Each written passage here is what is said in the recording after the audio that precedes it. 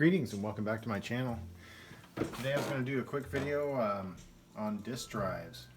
My buddy Paul's been sending me up parts from California, and he sent me these. These were in that box in the previous video. So this is a Rana Systems 1000. He had a new, and these were all in pieces. He had a new LED display for this, and I found that. I took this all apart and I cleaned it. Cleaned the head, cleaned everything. The drive mech does work, but the floppy eject is not working correctly. So that's that problem. But I think it's going to work, and that requires a same power supply as a 1050. So I'm confident that'll work. I haven't fired it up yet. Now this one, the Indus GT, same story. It was in pieces. The handle thing here is broke just a little bit, but that's no big deal. I cleaned this all up. Had to remind myself how to put it all together. Had to find screws, but I managed to do all. That was the time-consuming part, finding screws. So it was all disassembled too, and I figured, well, I put a new capacitor in it while I was in there, cleaned it all up. And while I was in there, I also had some brand new upgrade ROMs for it.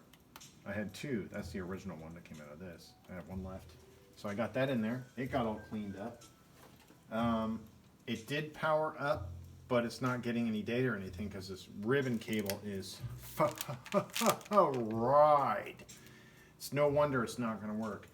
But thankfully, on eBay, I found a guy that replaces these, and that's the same part on the Commodore 64 Indus GTs and this one. And it was like 19 bucks shipped from the East Coast.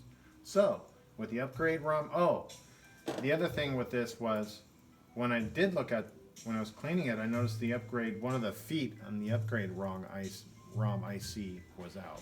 So someone had been in there and didn't put it back in. Anyways, put the new ROM in, gonna do the ribbon cable.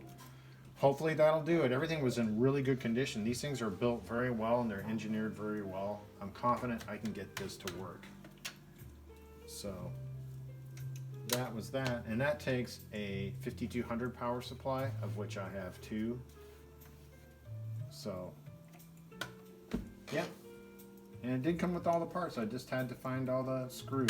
Oh, and I did manage to break this piece completely off, but as you can tell, it's super glued. You know, it's just doing too many things at once, and I was holding it and smashed it.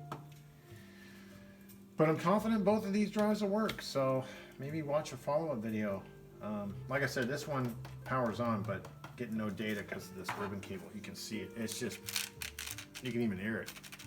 It's a crispy critter. So, yep. Hopefully you'll get these guys to work, and it's like a $150 drive.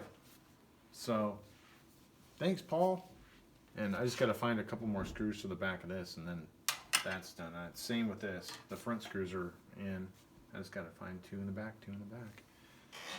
So I kept telling everybody I wasn't a disk drive repairman, but apparently I am. And when Paul sent these off, he goes, well, you're going to be. And yeah, it's not, I was telling him, thanks. It's not difficult work. It's just really time consuming, and there's a lot of cleaning. And as far as super testing them goes, I can't scope it out, but I can adjust the drive speed and things like that. So, and I also cleaned the rails. This one was really dirty, all these rails and everything. I cleaned them all off, and then I lube them up with Vaseline when they're super cleaned. Same with that guy. That guy wasn't so dirty. And that's your drive mech. I also take some cleaner and spray it in there and clean these parts of the drive so they operate more smoothly. But yeah, that's an old school trick. You clean them off and then you lube them up. I almost forgot to tell you that. Anyway. So yeah, hopefully, woohoo! That'll be here in about 5 days, and then I'll test this today and see what we get. But yeah, all right. Watch a follow-up video, and this non-disk drive technician is gonna hopefully be a disk drive technician. Anyway, thanks for watching. We'll see you in the next video. Bye-bye.